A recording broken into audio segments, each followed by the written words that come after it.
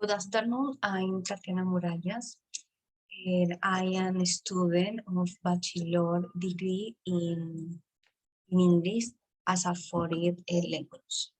In this video, I am going to explain why prisoners should be allowed to vote.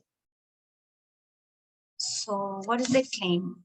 And I claim that prisoners should have the right to vote, not only those who have not been convicted, but also those who has conviction, because we are all citizens of the same country. Yes, I agree that they broke the law and deserve to take this consequence, but many have done so and still find themselves in their home as if nothing is taken and responsibility for the state. And what is the evidence? According to the article Time, the camp prisoners in Colombia to vote in elections, the registration office mentions that the person who are convicted are outside the electoral register because they have lost their political rights. However, those who have not yet been convicted may vote. So with the support of the Office of the Human Rights, the advisor of the Presidency of the Republic, it is stated that prisoners have the right to the decent qualities of life, the health, the education, the work, the freedom, and for torture and cruel, inhuman or degrading treatment or punishment to food, family contact, the right to equality and no discrimination, the right to due process. Now, if they have these rights, what is their no right to vote? They, if they are also citizens? And remember that only those who do not have convictions are those who have the right to vote. However, how many of those who cannot want to do it? And on the other hand, Juan Jose Martinez, the publishing the blog, they counter the following. We defend the right to vote of those who, it is true, have broken the rules. We cannot take shares or repairing the wounds of those who have been victims, and every crime we find a regret. But we look to the future and embracing each of them.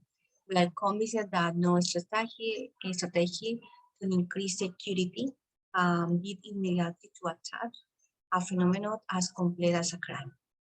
On the contrary, we are the convinced that the heavy hand is creating insecurity, and therefore it is necessary to think about long-term strategies and sending a clear signal that we are a part of this community and we maintain responsibility with it. And what is the impact? Democratic reform, the freedom to vote. In Canada, in October 2022, the Supreme Court of Canada in South Canada rejected the federal legislation prohibiting the prisoners from voting by a 5-4 majority. The government had stated that this infringement was justified on the grounds that it will increase civil responsibility and respect for the rule of law. 11, and that it will provide additional the punishment.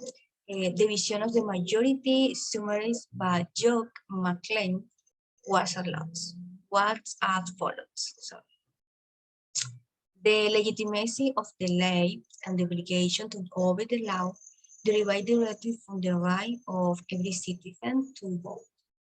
Then in prisoners, the right to vote is an important means of teaching them democratic values and social responsibility.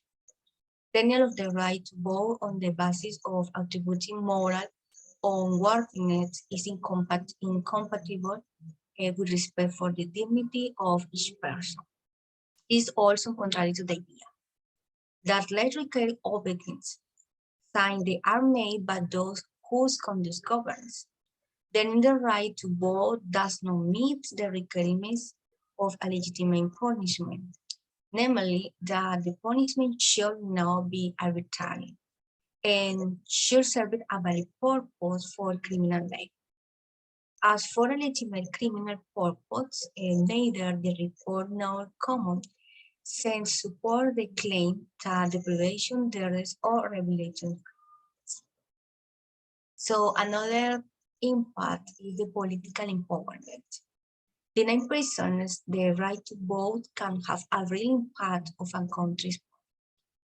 The majority of offenders are poor or working class, and as has been pointed out, in many countries, a disproportionate number of members of ethnic minorities are represented in the ranks.